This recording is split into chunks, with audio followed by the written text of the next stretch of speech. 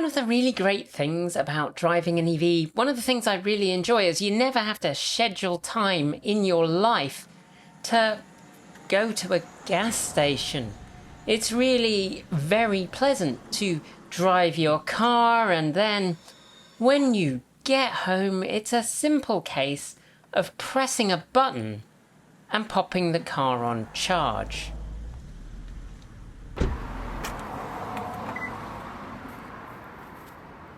Unless, of course, the charge door stops opening, in which case you press a button and... I'm sorry, Dave. I'm afraid I can't do that. Damn it. You pull the emergency release and then you pull it some more, and then eventually you can just pop your car on charge.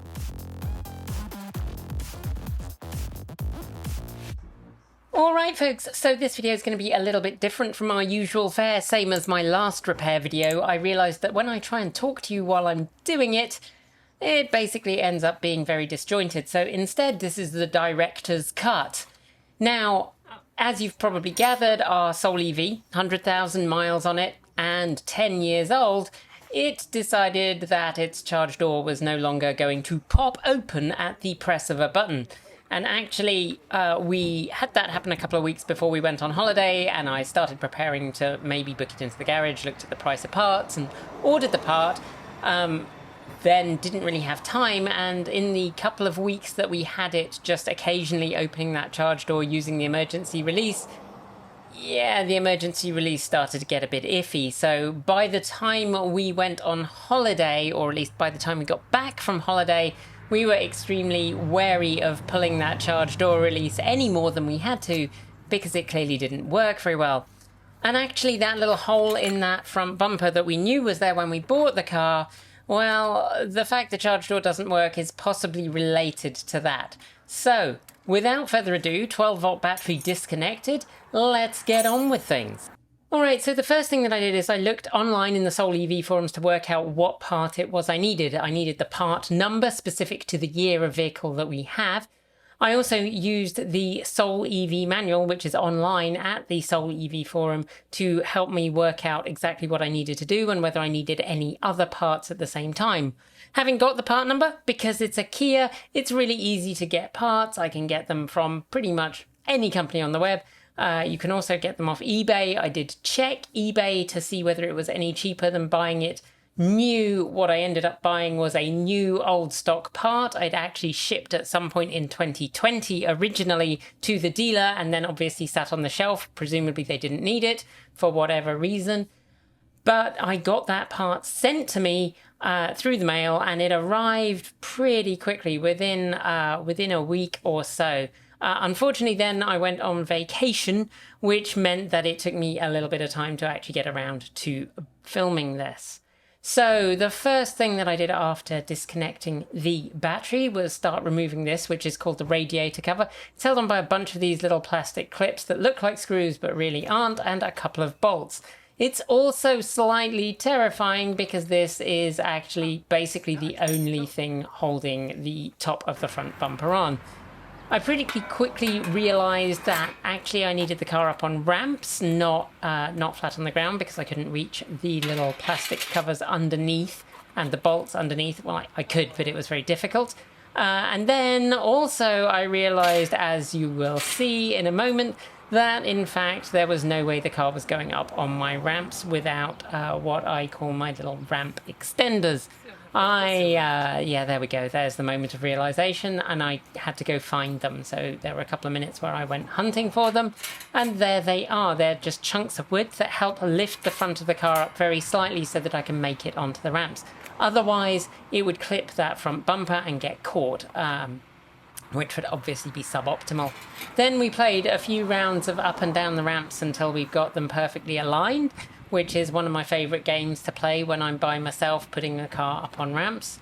My wife was home this day, but she was inside working. So getting the car up on the ramps was fine, and then obviously you chock under the back wheels. But first you make sure that you're happy with the position of the ramps, because the first few times it really wasn't great. I didn't have the alignment great. The first step, once you've removed that top radiator cover, or at least freed it, is to undo the bolts and the little plastic retainers that hold on the engine bay cover that sits underneath the vehicle. It's a big sheet of floppy plastic. It says to remove it, but actually you can get away with just removing the bit at the front, which is like 5 or 6 clips and 3 bolts. Then you'll see, if you actually know what you're doing, that I made a fundamental mistake, which we'll come back to in a second. The next thing that it says to do is remove the front bumper, which is held on by 2 remaining screws. It's really kind of vague about this. It just says that you remove the screw and unclip it. It's really unclear, and I did the traditional thing. I kind of peered around at multiple places. I tried to work out if there was something I was missing, stared at the instructions some more, had a little kind of pull at it, and then, of course, resorted to YouTube, because there is a very nice video from a guy in the Netherlands, I think, if I can't exactly remember, who basically shows you how to do it. It's not terribly well shot, but then nor is this. You then just literally kind of pull the sides off and lift. And terrifyingly, that whole bumper section is basically held on by 2 screws at the side, a couple of bolts up at the top, and then a bunch of little plastic clips. And now we see the thing that I did not do earlier. So underneath at the front, it's held onto the wheel arch covers as well as that front engine bay cover. So I had to put it back on, undo the 2 clips and on each side, and then pop it off. And then there's also a cable here. It does say to remove the cable before you undo all of this, but I couldn't see a way to reach the cable without it hanging off. Then, of course, you do the really important thing. Now you can see the part, you check that the part that you've got looks like it will fit. This thing is held on by 3 or 4 screws. It's really simple, but obnoxiously, one of the screws goes into the front or the back, depending on how you want to look at it, the side that you cannot reach of that actuator, which means that you have to not just free it, because it looks like you could maybe just free it, and then you peer and you see that there's a screw underneath. So then you actually have to go through and undo a whole bunch more to get it off. So that means you end up separating that top radiator cover from the front bumper, which is one of the things that I'm going to come and do in a few seconds. It's just held on, I think, by a couple of screws. It's really very, very easy to remove, but it's kind of obnoxious that you have to separate it. And then, once that piece is off, you also have to remove the light for the charge port. So everything here is like trying to get to this one single screw that goes into the wrong side of the actuator mount. Okay, so once you've got that radiator cover removed, well, in a few seconds, you can start work on removing the millions of tiny little screws that are responsible for holding the actual charge door surround and charge door cover in place. That is just a bunch of little screws, and then you kind of unclip it, and yeah. You also, as you can see here, have to remove that charge door light. And that, I kept trying to work out whether this is something I really had to do, because it just seemed like an unnecessary faff, but it's just that the screws are behind it. There's no way around it that's convenient. So once you've done that, you can continue to remove all these screws. It is thankfully divided into 2 halves, so it looks like it's one piece across that whole radiator grille area if it had been a gasoline car, but it is not a gasoline car and it is not a single piece, it is 2 pieces. Eventually you undo all those screws and you just have to pop it off. I didn't even fully remove it. And here it is. Here's the offending actuator. You can see that probably at some point it was damaged and not working, and it got taken apart and glued or sealed back together. It does actually move fine, but it doesn't seem to actuate in the way that you might want. So simply replacing that, that's not too hard. A couple of screws in on the front to hold it in. Actually, I think they're nuts. Actually, I think they're bolts. And then you put a couple of screws in, one also on the back. And then it's just a case of, as they say, assembly is the reverse of disassembly. So there's a lot of fiddling around and putting in a ton of screws. This is one of those processes where, of course, you end up with a couple of screws left over and you wonder where they came from. Although, actually, I've realized while I was watching this video that the 2 screws that I ended up with at the end, I know where they should go, and they go somewhere really easy. And it was just me not looking in the right place. So that is quite pleasing, because when I got to the end and I had 2 screws, I was like, but I swear I put screws in all the places. And I did actually put screws in all the places that were inside. I just missed 2 that were outside. So I will get back to that when my wife gets home with the car today, probably, before I forget where they go.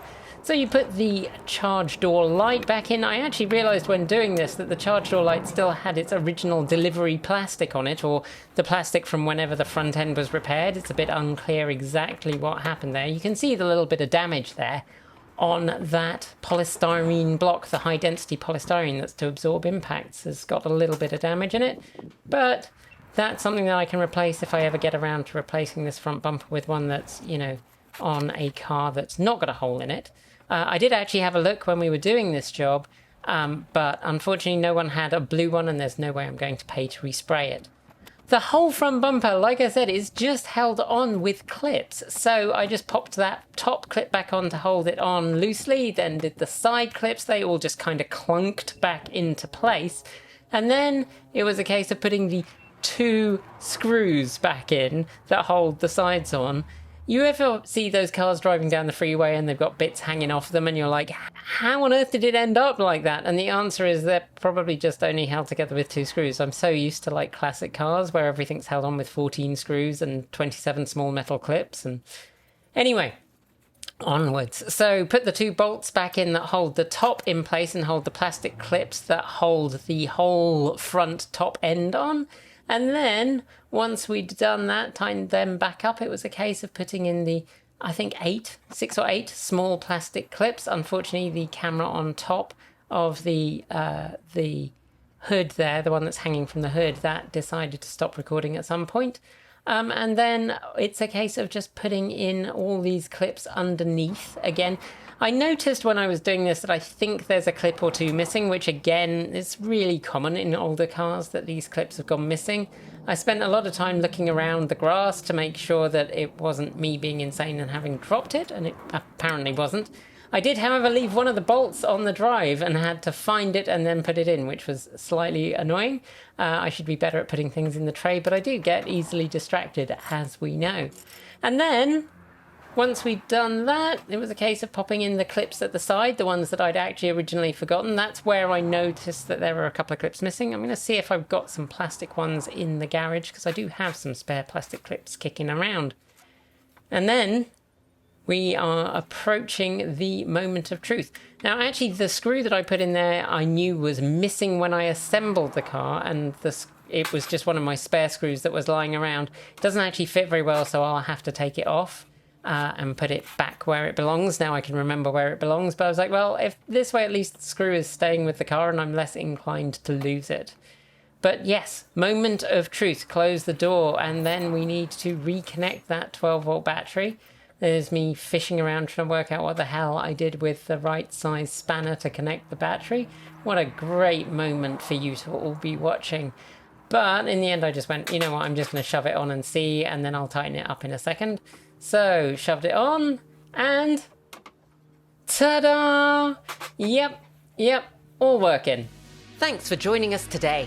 And if you've got thoughts, make sure you leave them in our Discord room, on our Patreon page, down below, or you can reach out to us on Mastodon or Blue Sky.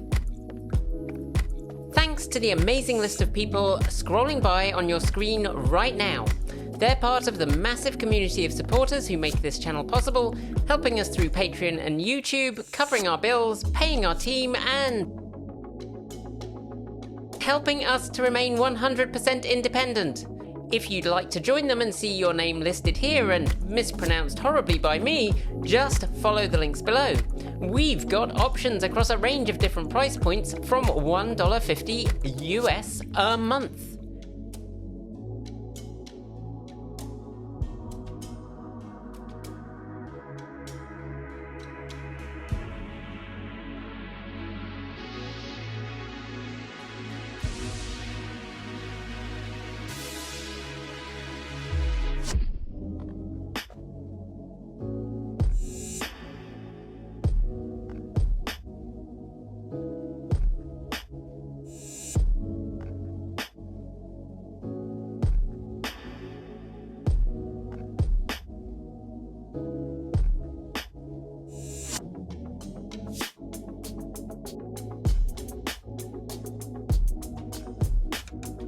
To join the list and get your shout out, become a paid Patreon member for your moment of fame, and you can even gift membership to someone else.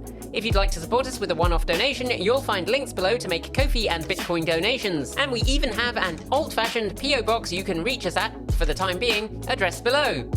You'll also find links to our swag store, and if you're someone who has to shop on Amazon, please consider using our affiliate link so we get the commission, not Jeff Bezos. So we can continue to focus on making our content even better and reduce burnout, we're being a little freer with our release days, but plan on dropping new content every Tuesday, Thursday, and Saturday on our main channel, plus something on Sunday over on TE Take 2. If you want more, the algorithm that hates us thinks you should be watching this video, but this video is the one we'd like you to check out. Be kind, be awesome, be intentional, and don't forget to resist. Keep evolving!